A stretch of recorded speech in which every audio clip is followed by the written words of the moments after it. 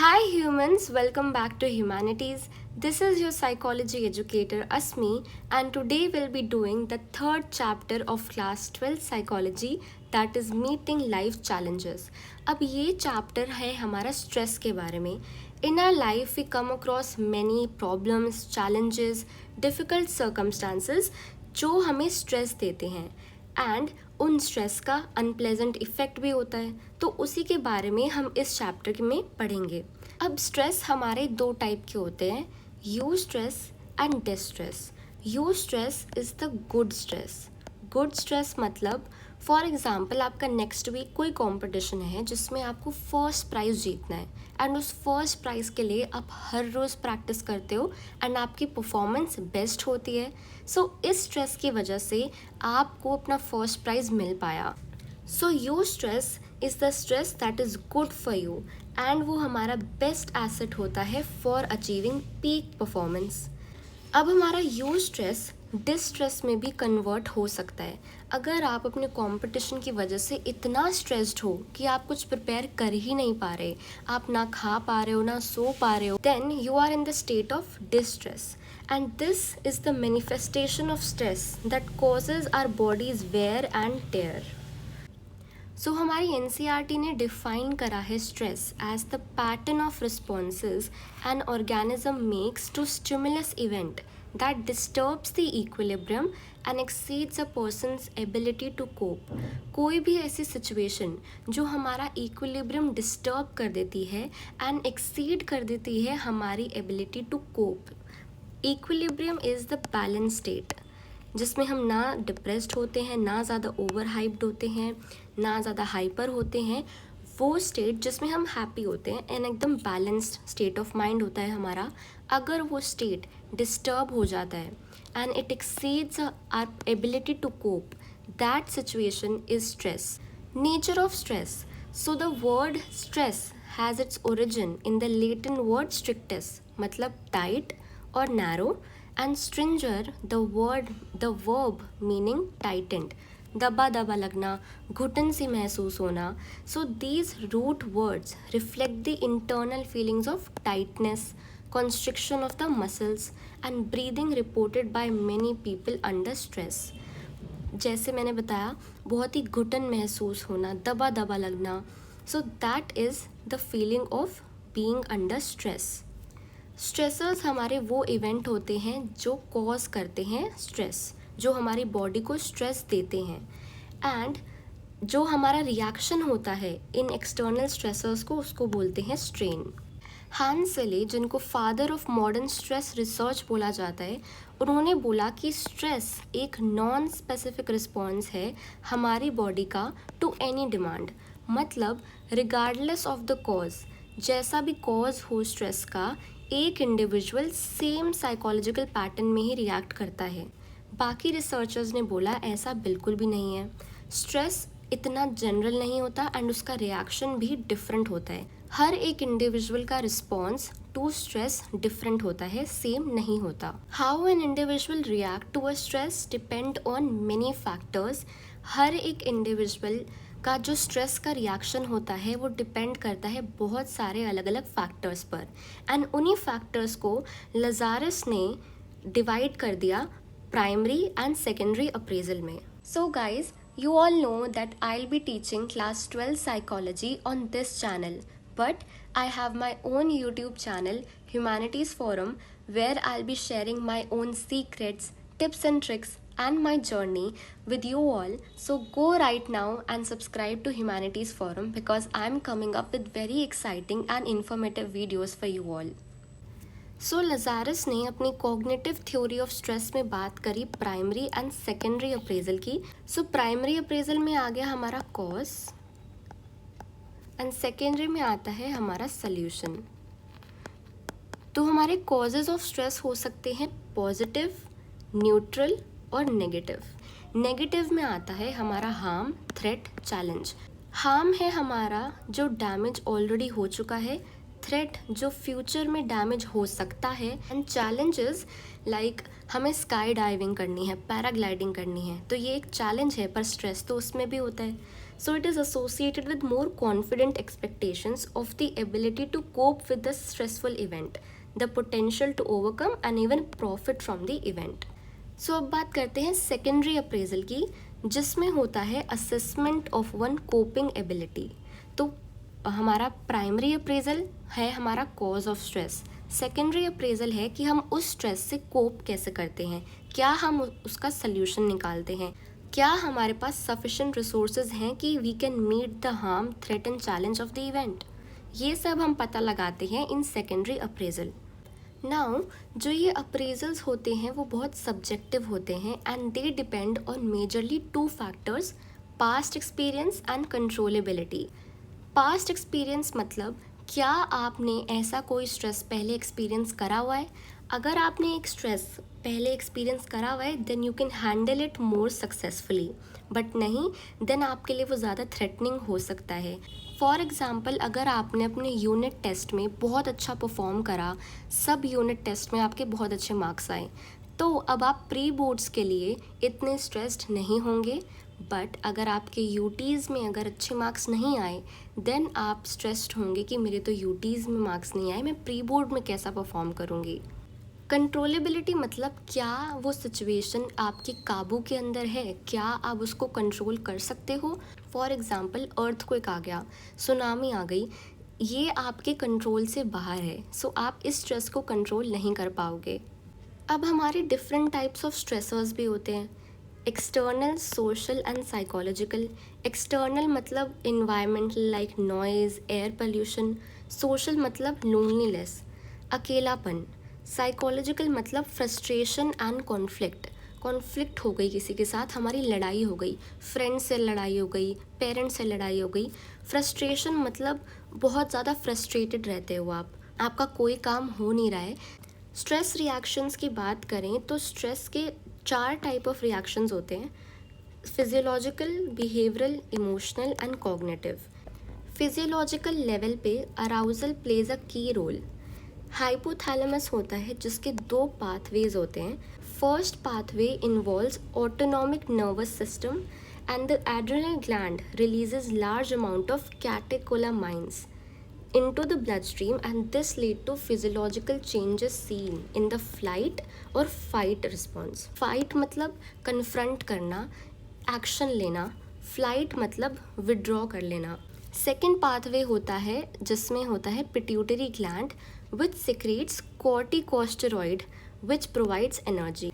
Second होता है behavioural level जिसमें हमारे बिहेवियरल रिस्पॉन्सेज 2 टाइप के हो सकते हैं, confrontative, action against the stressor that is fight, withdrawal from the threatening event that is flight. जैसे मैंने पहले बताया, बिहेवियरल लेवल पे हमारा फाइट या फ्लाइट रिस्पॉन्स होता है। कॉग्निटिव लेवल पे हमारे बिलीव्स होते हैं अबाउट द हार्म और the threat of an event and क्या हम उनको कंट्रोल कर सकते हैं। इसमें आते हैं inability to concentrate, intrusive, repetitive और मॉर्बिड थॉट्स। इमोशनल लेवल पे हमारे नेगेटिव इमोशंस होते हैं like fear, anxiety, embarrassment, anger, depression और इवन डिनायल। अब जो स्ट्रेस हम एक्सपीरियंस करते हैं उसमें भी बहुत वेरिएशंस आती हैं। क्या इंटेंसिटी है स्ट्रेस की, लो इंटेंसिटी है या हाई इंटेंसिटी है, ड्यूरेशन क्या है, शॉर्ट टर्म या long term, complexity less complex है या ज़्यादा कॉम्प्लेक्स है, प्रिडिक्टेबिलिटी क्या वो स्ट्रेस हम प्रिडिक्ट कर सकते हैं या फिर वो अनएक्सपेक्टेड है। सो अब बात करते हैं signs and symptoms of stress in individual. So the way we respond to stress बहुत ही डिफरेंट फैक्टर्स पे डिपेंड करता है, लाइक हमारी पर्सनालिटी, हमारी अर्ली अपब्रिंगिंग, हमारे लाइफ के एक्सपीरियंसेस कैसे रहे हैं। सो हर एक इंसान का डिफरेंट पैटर्न होता है स्ट्रेस रिस्पॉन्स का। एंड अगर जो सिम्टम्स की बात करें तो सिम्टम्स हमारे फिजिकल हो सकते हैं, इमोशनल हो सकते हैं, बिहेवियरल हो सकता है। एंड अगर हमने किसी सिम्टम को इग्नोर कर दिया, if we left it unresolved, then हमें सीरियस प्रॉब्लम्स हो सकती हैं, उसके सीरियस इम्प्लिकेशंस हो सकते हैं। अब बात करते हैं टाइप्स ऑफ स्ट्रेस की। 3 टाइप के स्ट्रेस होते हैं, physical and environmental, psychological and social. Physical stress and environmental stress को मैंने अलग अलग कर दिया है ताकि हम दोनों टर्म्स को समझ सकें। फिजिकल स्ट्रेस वो स्ट्रेस होता है जो डिमांड करता है कोई change in are state of body, हमारी बॉडी में कोई चेंज लाना। हम बहुत ज़्यादा स्ट्रेन्ड फील करते हैं, बहुत ज़्यादा थके हुए फील करते हैं जब हम अपने आप को ओवर एक्सर्ट करते हैं। हमारी डाइट अच्छी नहीं होती, if we suffer from an injury और we do not get enough sleep. Environmental stress, जो स्ट्रेस हमारे आसपास होता है, हमारी सराउंडिंग में होता है एंड वो अनअवॉइडेबल होता है, हम उसको अवॉइड नहीं कर सकते, जैसे air pollution, crowding, noise, heat of the summer, winter cold, ये सारे ऐसे स्ट्रेसेस हैं जो हम अवॉइड नहीं कर सकते। Another group of environmental stress are catastrophic events और disasters like fire, earthquake, flood, इनको भी अवॉइड नहीं करा जा सकता। साइकोलॉजिकल स्ट्रेस पे आते हैं, तो ये वाले स्ट्रेस हम अपने आप जनरेट करते हैं अपने माइंड्स में, ठीक है। ये पर्सनल होते हैं, यूनिक होते हैं to the person experiencing them and are internal sources of stress. So psychological stress के भी 4 सोर्सेज होते हैं: frustration, conflict, internal pressure and social pressure. Frustration मतलब ब्लॉकिंग ऑफ आर नीड्स, हमारा कोई काम बन नहीं रहा है, हमें बहुत ज़्यादा फ्रस्ट्रेशन हो रही है, ठीक है। And there can be a number of causes of frustration: social discrimination, interpersonal hurt, low grades in school. Conflict की बात करें तो कॉन्फ्लिक्ट में अकर बिटवीन 2 और मोर इनकम्पैटिबल नीड्स और मोटिव्स। हमारे कॉन्फ्लिक्ट हो सकते हैं हमारे फ्रेंड्स के साथ, पेरेंट्स के साथ, एंड कॉन्फ्लिक्ट हो सकता है हमारी वैल्यूज़ में भी, जब हमारे ऊपर प्रेशर होता है to take an action that may be against the values held by us. हम कभी कभार पीयर प्रेशर में आके कुछ गलत स्टेप भी ले सकते हैं, तो हमारे वैल्यूज़ के बीच में भी कॉन्फ्लिक्ट हो जाता है। इंटरनल प्रेशर की बात करें तो ये प्रेशर अंदर से आता है, जो हम खुद जनरेट करते हैं कि मुझे वो करना है, ये करना है, ये परफेक्ट होना चाहिए। तो हम अपने आप से ही एक्सपेक्टेशंस इतनी हाई रख लेते हैं कि it can lead to disappointments. Many of us drive ourselves ruthlessly towards achieving unrealistically high standards in achieving our goals. For example, I must be perfect.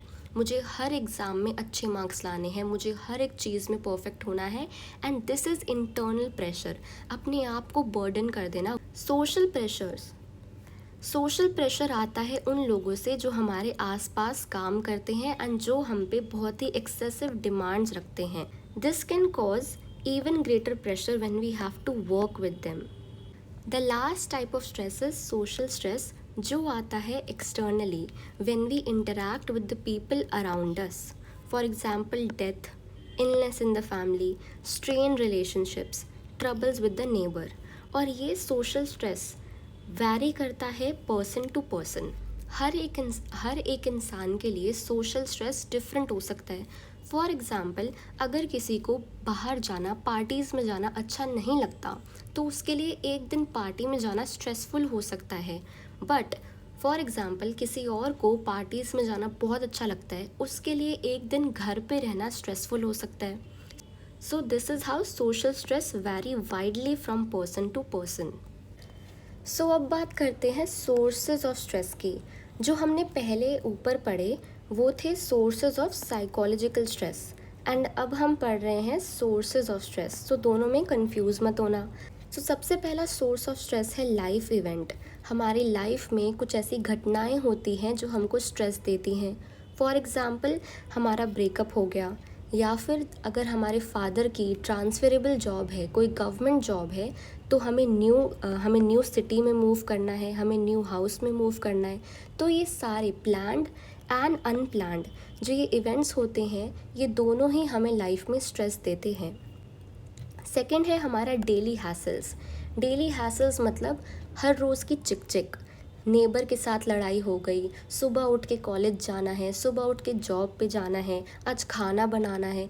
तो ये जो हर रोज़ की चिक चिक होती है उसको डेली हैसल्स बोलते हैं। थर्ड इज़ ट्रॉमेटिक इवेंट, कोई ऐसा एक्सट्रीम इवेंट जो अनप्लान्ड होता है एंड हम उसमें इन्वॉल्व हो जाते हैं, like fire, road or train accident, robbery, earthquake, all these are traumatic events and in events के हमें flashback आते हैं, हमें anxiety होती है, dreams आते हैं, intrusive thoughts भी आते हैं and if these symptoms persist for many months then we need to seek help, we need to see a psychologist or a therapist. Now comes major effects of stress जो होते हैं emotional, physiological, cognitive and behavioral. Emotional की बात करें तो emotional में क्या होता है, हमें मूड स्विंग्स आते हैं, we show erratic behaviour, we tend to alienate ourselves, मतलब हम अपने फ्रेंड्स एंड फैमिली से हम अपने आप को अलग कर देते हैं एंड ये एक साइकिल बन जाती है of decreasing confidence leading to more serious emotional problems. तो इसमें हमें एंग्जाइटी हो सकती है, डिप्रेशन हो सकता है, इंक्रीज्ड फिजिकल टेंशन हो सकती है, increased physiological tension and mood swings भी होते हैं. सेकेंड है फिजियोलॉजिकल इफेक्ट. फिजियोलॉजिकल इफेक्ट में हमारी बॉडी पे क्या इफेक्ट पड़ता है स्ट्रेस का वो देखा जाता है एंड इसमें एक सर्टन हार्मोन होता है जिसकी प्रोडक्शन बढ़ जाती है like adrenal and cortisol and जो ये हार्मोन्स होते हैं इनसे हमारा heart rate and in hormones की इंक्रीज्ड प्रोडक्शन की वजह से हमारा हार्ट रेट बढ़ जाता है, ब्लड प्रेशर लेवल्स बढ़ जाता है, मेटाबॉलिज्म एंड फिजिकल एक्टिविटी के लेवल्स भी बढ़ जाते हैं या इफ़ेक्ट हो जाते हैं. कॉग्निटिव में हमारी डिसीजन मेकिंग एबिलिटी अफेक्ट होती है, हम कोई डिसीजन नहीं बना पाते. अगर एग्ज़ाम में हमें कोई क्वेश्चन आता भी है तो हम उसको आंसर नहीं कर पाते. फॉल्टी डिसीजन की वजह से हमें फेलियर मिल सकता है, हमें फाइनेंशियल लॉस मिल सकता है एंड हमारी जॉब भी जा सकती है. कॉग्निटिव इफेक्ट ऑफ स्ट्रेस में poor concentration and reduce short term memory capacity भी आती है. बिहेवियरल की बात करें तो हम स्ट्रेस की वजह से खाना बंद कर देते हैं, हम कैफ़ीन ज़्यादा ले लेते हैं and we also increase the intake of cigarettes, alcohol, drugs जिनको हम ट्रैंक्विलाइजर्स बोलते हैं and they are highly addictive and उनके साइड इफ़ेक्ट भी होते हैं जैसे loss of concentration, poor coordination and dizziness. कुछ बिहेवियरल इफ़ेक्ट और होते हैं जैसे डिसरप्टेड स्लीप पैटर्न हमारा बहुत ख़राब हो जाता है, increased absenteeism and reduced work performance. अब बात करते हैं स्ट्रेस एंड हेल्थ की. स्ट्रेस की वजह से हमारी हेल्थ पे इम्पैक्ट तो पड़ता ही है. फिज़िकल एग्जॉशन होती है, फैटीग, वीकनेस, लो एनर्जी, हम बहुत ज़्यादा थक जाते हैं, हमें थकावट होती है, हमारी एनर्जी भी लो रहती है. मेंटल एग्जॉशन होता है, हम बहुत ज़्यादा इरिटेटेड रहने लग जाते हैं, एंग्जाइटी होती है, feeling of helplessness and hopelessness, बहुत ही अकेला महसूस होता है, ऐसा लगता है हमें कोई हेल्प करने वाला नहीं है. Now this state of physical, emotional and psychological exhaustion is burnout. जब हम फिज़िकली एंड मेंटली दोनों तरह से हम एकदम एग्जॉस्टेड हो चुके हैं, थक चुके हैं, उस स्टेट को बोलते हैं हम बर्नआउट. नाउ हांस सिले जो हमारे थे father of modern stress research, उन्होंने कुछ एक्सपेरिमेंट्स करे on animals and also on patients and then उन्होंने नोटिस करा एक similar pattern of bodily responses in all of them. Pattern हमारी बॉडी का कि कैसे हमारी बॉडी एक्ट करती है अंडर स्ट्रेस, कैसे रिस्पॉन्ड करती है एंड उस पैटर्न का नाम दे दिया जनरल अडेप्टेशन सिंड्रोम, जिसमें 3 स्टेजेस होते हैं, alarm reaction, stage of resistance and exhaustion. सबसे पहले आता है अलार्म रिएक्शन स्टेज जिसमें हमारी बॉडी अलर्ट हो जाती है, हमारा एक्टिवेट हो जाता है adrenal pituitary cortex system and इस स्टेज में हमारी बॉडी रेडी होती है फाइट के लिए या फ्लाइट के लिए. क्या हमें एक्शन लेना है, क्या हमें कन्फ्रंट करना है या फिर हमें विड्रॉ कर लेना है. सेकेंड स्टेज आता है हमारा रेजिस्टेंस स्टेज. इस स्टेज में बॉडी हमारी रेजिस्ट करती है, फाइट करती है स्ट्रेस से. The parasympathetic nervous system calls for more cautious use of bodies resources. Third stage आती है हमारी एग्जॉशन स्टेज जिसमें हमारी बॉडी थक जाती है, एग्जॉस्ट हो जाती है.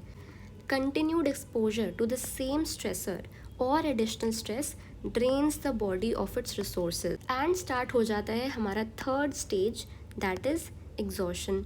इसमें जो भी हमारे फिजियोलॉजिकल सिस्टम्स थे वो सारे अब इनइफेक्टिव हो जाते हैं एंड इस स्टेज में हमारी बॉडी सब्सेप्टेबल होती है डिजीज़ से लाइक हाई ब्लड प्रेशर। अब जनरल अडेप्टेशन सिंड्रोम के क्रिटिसिज्म भी हैं। हैंस सिले के मॉडल ने बहुत ही लिमिटेड रोल असाइन करा है साइकोलॉजिकल फैक्टर्स का इन stress, and researchers have reported that psychological appraisal of event is important for the determination of stress. So how people respond to stress is substantially influenced by their perception, personality and biological constitutions. So basically GAS model ने psychological factors को बहुत limited role दिया है and researchers बोलते हैं कि psychological factors important होते हैं एंड उनको हम इग्नोर नहीं कर सकते। Now comes stress and the immune system. ये बात तो पक्का है कि जितना हम स्ट्रेस लेते हैं उतना हमारा इम्यून सिस्टम वीक होता रहता है। Psycho neuro immunology focuses on the link between mind, brain and immune system and it also studies कि स्ट्रेस का क्या इफ़ेक्ट पड़ता है हमारे इम्यून सिस्टम पे। तो हमें पता है हमारा इम्यून सिस्टम जो होता है वो हमें प्रोटेक्ट करके रखता है।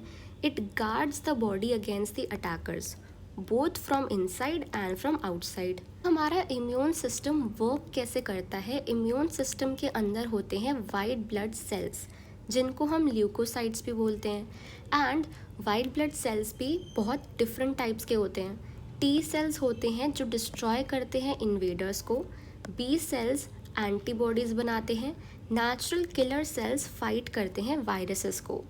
सो the white blood cells within the immune system they identify and they destroy the foreign bodies जिनको हम एंटीजेंस भी बोलते हैं। Stress can affect natural killer cell cytotoxicity. Cytotoxicity is basically the degree to which a substance can cause damage to a cell. कितना damage एक substance cell को कर सकता है।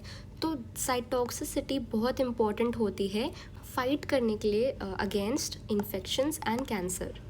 सो स्ट्रेस हमारा इफ़ेक्ट करता है साइटोक्सिसिटी को एंड जो लोग ज़्यादा स्ट्रेस होते हैं उनमें रिड्यूस्ड लेवल्स ऑफ साइटोक्सिसिटी होती है। ये माना जाता है कि जिन इंडिविजुअल्स के पास ज़्यादा सपोर्ट होता है उनकी इम्यून फंक्शनिंग बेटर होती है and negative emotions like anger, hostility they releases stress hormones which leads to weakening of the immune system जो हमारी मेंटल एंड फिजिकल हेल्थ दोनों को अफेक्ट करते हैं।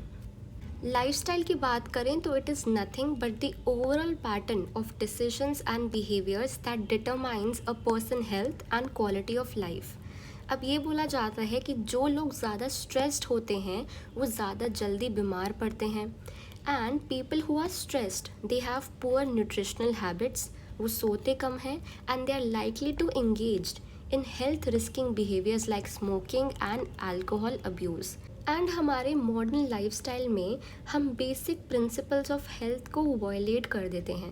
सो एक हेल्दी लाइफस्टाइल के लिए हमारी बैलेंस डाइट होनी चाहिए, रेगुलर एक्सरसाइज हमें करनी चाहिए, फैमिली सपोर्ट होना चाहिए एंड हमारी पॉजिटिव थिंकिंग होनी चाहिए। Coping with stress. अब स्ट्रेस एक ऐसी चीज़ है जिसको हम अवॉइड नहीं कर सकते but we can learn to deal with stress effectively, we can learn to cope with stress. Coping हमारे रिस्पॉन्सेज हैं टू स्ट्रेसफुल सिचुएशंस जो हमें हेल्प करते हैं to resolve the problem and to reduce stress. बहुत सारे रिसर्चर्स ने different coping strategies दी हैं, तो हम सबसे पहले एंडलर एंड पाकर की कोपिंग स्ट्रैटेजीज़ पढ़ेंगे। I call this strategy as the T coping strategy because it is task oriented, emotion oriented and avoidance oriented. Task oriented strategy में हम directly deal करते हैं with the stressful situation. सोच समझ के एक solution निकालना, कोई alternative course of action निकालना जिससे हम problem solve कर सकते हैं। For example, I will schedule my time better. Second आता है इमोशन ओरिएंटेड स्ट्रैटेजी एंड इसमें हमें अपनी इमोशंस को कंट्रोल करना होता है। We have to maintain hope. It also involve venting the feelings of anger, frustration. Third is avoidance oriented strategy. इसमें हम कम्प्लीटली प्रॉब्लम को अवॉइड कर देते हैं, अनदेखा कर देते हैं। सो दिस इन्वॉल्व्स डिनाइंग और minimising the seriousness of the situation. हम टीवी देखने लगते हैं और we call up a friend to avoid our problems. Second coping strategy दी है लजारस एंड फोकमैन ने, एंड उन्होंने डिवाइड कर दिए हैं coping responses as problem focused and emotion focused. Problem focus में we attack the problem itself. हम ऐसे बिहेवियर डिज़ाइन करते हैं to gain information, to alter the event and to alter beliefs and commitments. इसमें एक पर्सन की awareness increase होती है, लेवल ऑफ नॉलेज इंक्रीज़ होता है, हमारे कोपिंग ऑप्शंस भी इंक्रीज़ होते हैं। इमोशन फोकस्ड में हम ऐसे साइकोलॉजिकल चेंजेस लाते हैं अपने आप में जिससे इमोशनल डिसरप्शन हम में कम हो सके। फॉर एग्ज़ाम्पल, जैसे हमने पहले बात करी थी कि हम we maintain hope, we try to control our emotions. All these things are done to limit the degree of emotional disruption caused by an event with minimal effort to alter the event itself. General stress management techniques, ये कुछ techniques है जो हमें stress को manage करने में help करती हैं। सबसे पहला है रिलैक्सेशन टेक्निक्स, एक ऐसी एक्टिव स्किल जो हमारे सिम्टम्स ऑफ स्ट्रेस को कम करती है एंड ऑल्सो कम करती है द इंसिडेंट्स ऑफ इलनेसेस, मतलब अकरेंस ऑफ इलनेसेस, मतलब हमें बीमारियां कम होती हैं such as high blood pressure and heart disease. Second है मेडिटेशन प्रोसीजर्स। हमें पता है कि योगा एंड मेडिटेशन के बहुत सारे बेनिफिट्स हैं, हमारी कॉन्सेंट्रेशन इंक्रीज़ होती है and we become unaware of any outside stimulation and we reach a different state of consciousness.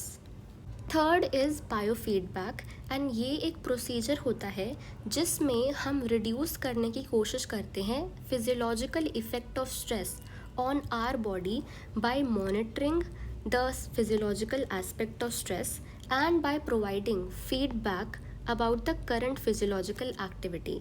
सो हमारी बॉडी की फिजियोलॉजिकल एक्टिविटी को मॉनिटर करके उसका फीडबैक प्रोवाइड करके हम physiological effect on our body को कम करने की कोशिश करते हैं। सो इस प्रोसीजर में 3 स्टेप्स होते हैं।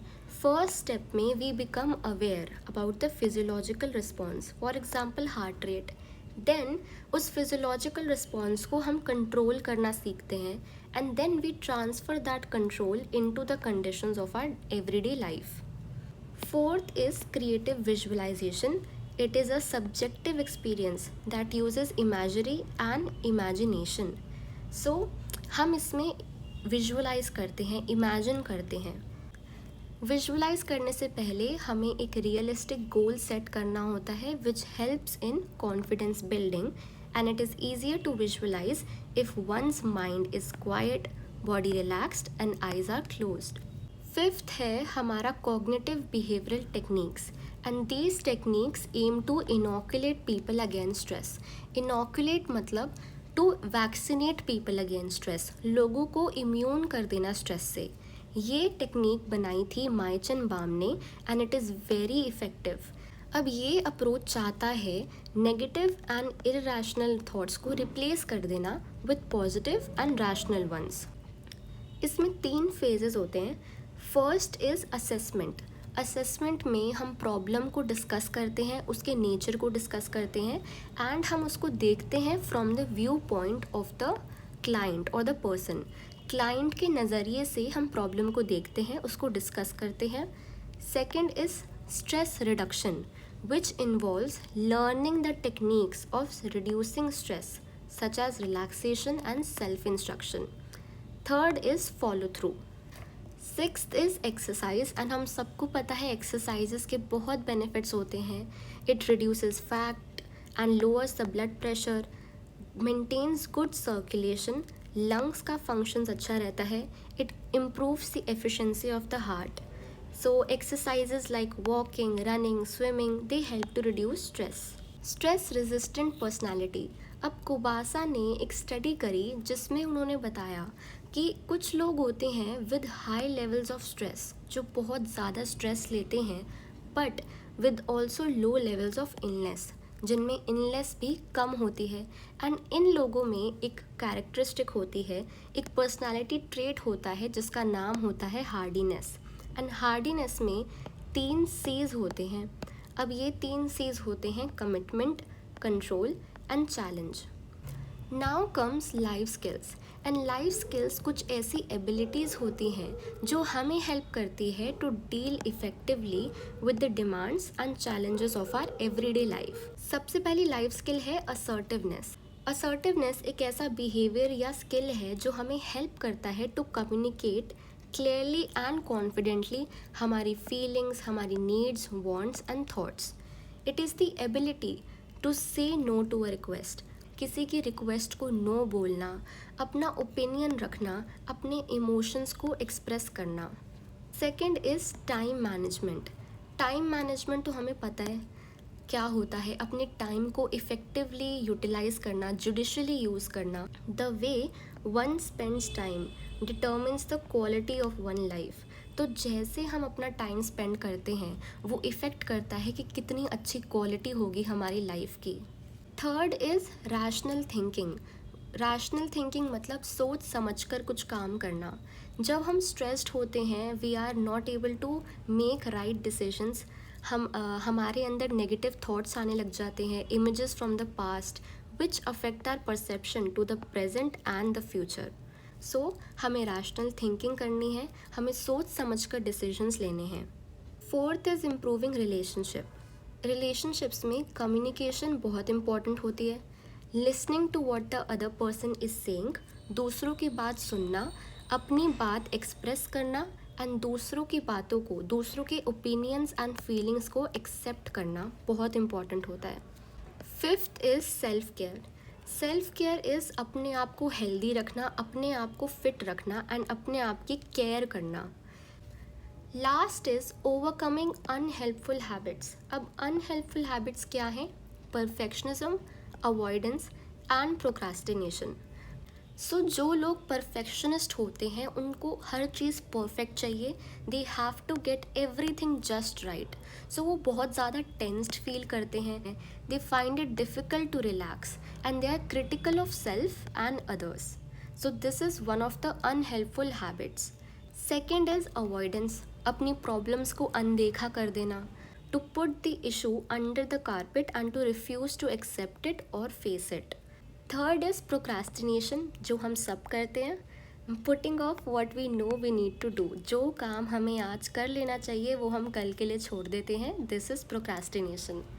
Positive health and its realisation. तो हमारी पॉजिटिव हेल्थ होनी चाहिए, ठीक है, हेल्दी बॉडी होनी चाहिए, high quality of personal relationships होना चाहिए। तो उसके लिए कुछ फैक्टर्स हैं जो हैं, सबसे पहले डाइट। डाइट हमें पता है सबकी डाइट अच्छी होनी चाहिए, हमारी बैलेंस डाइट होनी चाहिए। It can lift one mood, give more energy, feed muscles, improve circulation, prevent illness, strengthen the immune system and make one feel better to cope with stresses of life. इसीलिए एक balance diet बहुत ज़्यादा important होती है। Second is exercise, जिसके बारे में हम पहले भी बात कर चुके हैं। फिजिकल एक्सरसाइज बहुत एसेंशियल होती है for good health, such as stretching exercises like yoga asanas, aerobic, jogging, swimming, cycling. इन एक्सरसाइजेज में एक कामिंग इफ़ेक्ट होता है एंड एरोबिक एक्सरसाइजेज हमारा arousal level of the body increase करते हैं। Third is positive attitude towards life. हमारा एक पॉजिटिव एटीट्यूड होना चाहिए। We should have a fairly accurate perception of reality. एक फेयरली एक्यूरेट, एकदम सही परसेप्शन ऑफ रियलिटी होना चाहिए। सेंस ऑफ पर्पस होना चाहिए लाइफ में। हमें चीज़ों को एक्सेप्ट करना चाहिए, टॉलरेट करना चाहिए दूसरों के व्यू पॉइंट्स को। Taking credit for success and accepting blame for failure and being open to new ideas. Fourth is positive thinking. हमारी पॉजिटिव थिंकिंग होनी चाहिए लाइफ में। We should be optimistic. Optimist वो लोग होते हैं which tend to assume that adversity can be handled successfully. मतलब difficult से डिफ़िकल्ट सिचुएशन में भी हम पॉजिटिव रहें एंड उन डिफ़िकल्ट सिचुएशंस को हम अच्छे से समझदारी से हैंडल करें। Pessimist anticipate disaster. So optimist का ऑपोजिट होता है pessimist, which anticipate disasters. So pessimist on the other hand ignore the problem and वो गिव अप कर देते हैं और they sometime deny that stress exist. Fifth is social support.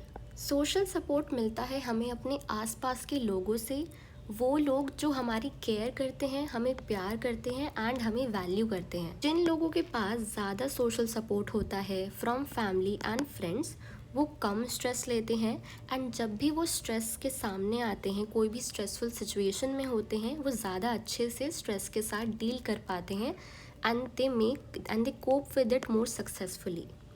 अब हमारे सोशल सपोर्ट के भी 3 टाइप्स होते हैं, tangible, informational and emotional. Tangible मतलब टचेबल, जिसको हम टच कर सकते हैं।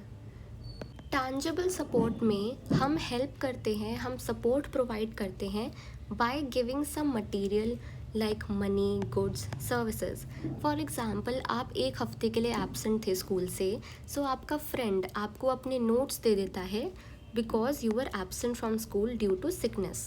इंफॉर्मेशनल सपोर्ट में हम इंफॉर्मेशन प्रोवाइड करते हैं। फॉर एग्ज़ाम्पल, आपका कोई बड़ा भाई या बड़ी बहन आपको हेल्प करती है, या फिर जैसे मैं आपको हेल्प कर रही हूँ, आपको बता रही हूँ, आपको इंफॉर्मेशन दे रही हूँ, so that is informational support. Third is emotional support, and इसमें हम सपोर्ट प्रोवाइड करते हैं अपने फ्रेंड्स को या फैमिली को। Whenever they are under stress, we reassure them that he और she is loved, valued and care for. Perceived support versus social network. Perceived support में हमारा social support is related to health and wellbeing, but social network में हमारा social support is not related to wellbeing because it is very time consuming and demanding to maintain a large social network. A measure और stressful life events, इसमें कुछ नहीं है, बस आपको नाम याद रखने हैं कि होम्स एंड राहे ने डेवलप करा था life event major of stress. Singh, Kaur and Kaur ने presentative stressful life event scale develop करा था for Indian population. Examination anxiety की बात करें तो it is a fairly common phenomena that involve feeling of tension और uneasiness that occur before, during और after an examination. हम सब ने एक्सपीरियंस करा एग्जामिनेशन एंजाइटी। एग्ज़ाम देने से पहले जो हमको बटरफ्लाइज इन द स्टमक होती है, हमारे हमको अनईजीनेस होती है, बहुत ही अनकम्फर्टेबल फीलिंग होती है, उस फीलिंग को कहते हैं examination anxiety. So guys, we have finally completed the third chapter of class 12 psychology. If you have any doubts or queries, please drop them in the comment section. And don't forget to like, share and subscribe to Humanities. I'll see you guys in the next video. Till then, keep learning.